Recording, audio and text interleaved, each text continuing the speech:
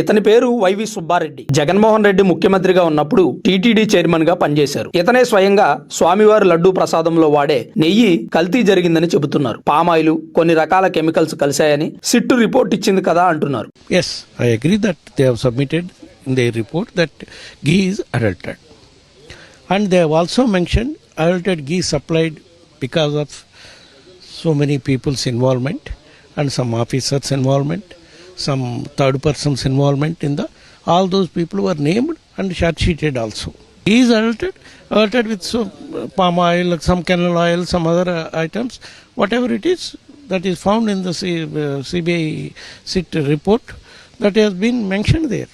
అయితే ప్రస్తుతం ఆంధ్రప్రదేశ్లో వైఎస్ఆర్సీపీ పార్టీ నేతలు, కార్యకర్తలు, సోషల్ మీడియా సైన్యం స్వామివారి నెయ్యి కల్తీ జరగలేదని, సిట్టు క్లీన్ చిట్ ఇచ్చిందని ప్రచారం చేస్తున్నారు. మరోవైపు కూటమి నేతలు సిట్ ఇచ్చిన రిపోర్టులో కల్తీ జరిగిందని పేర్కొంది. వైసీపీ చేసే ప్రచారాన్ని తిప్పికొడదామని ప్రయత్నం చేస్తున్నారు. ఎన్డీడీబీ ఇచ్చిన రిపోర్ట్ ని సిట్టు సుప్రీంకోర్టులో హాజరుపరిచింది. అయితే మరోసారి నెయ్యిని పరీక్షించాలని సిట్టు ఎన్డీఆర్ఐకి పంపించింది. ప్రస్తుతం వచ్చిన రిపోర్టులో జంతు కొవ్వు కలవలేదని, కెమికల్స్, పామాయిల్ కలిశాయని ఉంది. మరి ఎన్డీఆర్ఐ రిపోర్ట్ కూడా వస్తే జంతు కొవ్వు కలిసిందా లేదా అనే విషయం స్పష్టమవుతుంది. అయితే నెయ్యి కల్తీ జరగలేదని, స్వచ్ఛమైన నెయ్యినే స్వామివారి ప్రసాదంలో వాడామని వైసీపీ ప్రచారం చేస్తున్న సమయంలో మాజీ టీటీడీ చైర్మన్ వైవి సుబ్బారెడ్డి మాట్లాడడం ప్రస్తుతం వైసీపీకి పెద్ద ఎదురు దెబ్బ. వైవి సుబ్బారెడ్డి మాట్లాడిన మాటలు సోషల్ మీడియాలో వైరల్ అవుతున్నాయి. స్వామివారి నెయ్యిని కల్తీ చేసి కోట్ల రూపాయలు దండుకున్నారు. స్వామివారంటే భక్తి లేదు, భయం లేదు. వైసీపీ పార్టీ చేసిన ఈ పాపాలకి ఖచ్చితంగా శిక్ష పడాల్సిందే అని కూటమి నేతలు, హిందువులు, హిందూ సంఘాల వారు